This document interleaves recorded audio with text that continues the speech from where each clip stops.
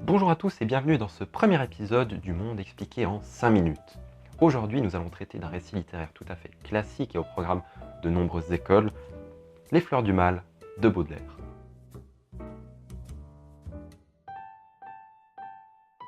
Les Fleurs du Mal ont ça de particulier qu'ils possèdent une structure, c'est-à-dire qu'il ne s'agit pas d'un simple enchaînement de poèmes sans importance et sans lien entre eux. Il y avait vraiment une volonté de Baudelaire d'effectuer tous ces liens pour raconter une histoire. À travers les 6 parties des Fleurs du Mal, Baudelaire compte l'évolution du poète. Il part d'une nature optimiste pour peu à peu se tourner vers des plaisirs qui résulteront à sa mort et à sa révolte contre Dieu. La première partie est le spleen et l'idéal. C'est bien entendu la plus connue et la plus importante des 6.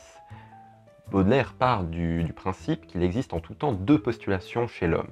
Une qui est vers Dieu, et en fait ce désir constant de monter, de s'élever spirituellement, et l'autre vers Satan, qui correspond plutôt à cette joie que l'on a à descendre, à pécher presque, parce que c'est bien ce que va faire Baudelaire à travers les drogues et les alcools, qu'il considère comme des paradis artificiels, pour reprendre son essai écrit en parallèle des Fleurs du Mal. Cet idéal est d'abord marqué dans des poèmes comme Bénédiction, Élévation, Correspondance, La beauté, l'idéal, Hymne à la beauté, etc., etc. Il y en a un certain nombre qui se trouvent plutôt au début du recueil. Puis Baudelaire évolue vers justement ce qu'il appelle le spleen, que j'ai évoqué avant sous la forme de joie de descendre et joie de pécher, à travers des poèmes qui sont justement un petit peu plus loin, comme Les 4 spleens, Horreur sympathique, L'horloge,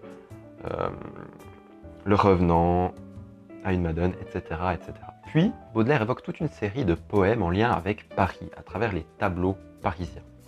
Ici, il exprime en fait le quotidien des habitants de la ville, un peu à la même manière des Misérables de Victor Hugo, où Baudelaire présente justement tout ce qui concerne la classe ouvrière, les pauvres, les chiffonniers, les petites vieilles, et ce genre justement de misérables. Baudelaire ne trouvant pas ce qu'il cherche, une espèce d'idéal spirituel, il va se tourner vers des moyens, disons, plus controversés. C'est là qu'interviennent les 2 prochaines sections que sont le vin, dont le nom est assez explicatif, et les fleurs du mal, qui sont en fait une espèce de retranchement vers les femmes, vers le sexe et vers la débauche, pour se sauver de cette réalité qui le tourmente. Cette notion de fleurs du mal est très importante. Sous cet oxymore entre les fleurs qui sont positives et le mal qui est évidemment négatif et qui sont réunis sous le même thème, Baudelaire présente en fait une théorie, entre guillemets. Il veut dire par là qu'il peut y avoir des fleurs du mal, c'est-à-dire qu'il peut y avoir du bien qui pousse, qui tire du mal. Et c'est bien ça qu'il recherche à travers ses plaisirs de la débauche, mais qu'il ne va malheureusement pas trouver pour nous mener vers les 2 dernières parties de l'ouvrage. Cette fin s'articule donc autour de la révolte contre Dieu, où Baudelaire n'est pas satisfait de ce qu'il arrive à trouver ici-bas dans ce monde, et il se sent prisonnier de cet univers et incompris de la société. Cette incompréhension est d'ailleurs remarquée à travers plusieurs poèmes, dont le plus célèbre est bien entendu l'Albatros, qui se trouve dans les premiers poèmes du recueil.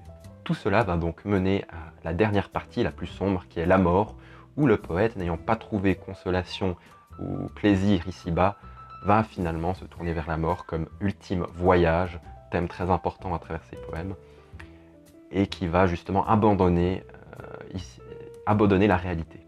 Afin d'analyser les fleurs du mal, quand vous vous retrouvez en face d'un poème, il est très important de comprendre dans quelle section du recueil il se trouve. En effet, cela va déterminer quasiment l'entièreté de l'analyse et va vous diriger dans la direction à prendre. Ce poème traite-t-il de l'idéal ou du spleen? Traite-t-il peut-être des paradis artificiels ou peut-être de la révolte? Parle-t-il de Dieu? Parle-t-il de la mort? C'est comme ça que vous arriverez à le situer dans ce recueil et à faire les liens avec les autres poèmes. Outre l'analyse stylistique des figures de style qu'il faut bien entendu faire, c'est bien cette recherche de fond qu'il convient d'exécuter. C'est-à-dire qu'il faut bien essayer de comprendre qu'est-ce que veut dire Baudelaire à travers ce poème. Essaie-t-il de dire qu'il y a encore de l'espoir ou au contraire qu'il n'y en a plus? Essaye-t-il de dire que la mort est la seule solution ou essaye-t-il de dire que le vin est la seule solution? C'est bien tout autour de ça que doit tourner votre analyse. Et il faudra ensuite y rapprocher les termes et les styles que vous trouverez dans votre poème. Car Baudelaire a bien ceci de particulier que la forme des poèmes est très souvent classique. En ce sens, il n'y a que peu d'analyse à faire. mais c'est bien dans la fond et dans les thèmes abordés qui sont souvent très durs. Il peut parler tout d'un coup de mort, de prostitution, d'homosexualité, de thèmes qui ne sont pas du tout classiques à cette époque. Et tout ça dans une forme qui, elle, n'a rien à envier aux autres poètes qui l'ont précédé. Et c'est pour ça que l'on dit que Baudelaire est le premier des poètes modernes à travers ces thèmes. C'est donc bien là-dessus que votre analyse doit se focaliser. En conclusion, l'analyse purement seule d'un poème de Baudelaire n'a aucun intérêt. C'est dans la globalité des Fleurs du Mal qu'il faut annoncer le récit. Voilà, j'espère que ce petit épisode vous aura plu. N'hésitez pas à vous abonner pour ne pas manquer les prochaines vidéos. Les thèmes abordés seront assez divers. J'ai commencé par de la littérature, mais il y aura bien sûr de l'économie, de l'histoire, de la science et d'autres branches scolaires. Alors merci d'avoir regardé et à bientôt.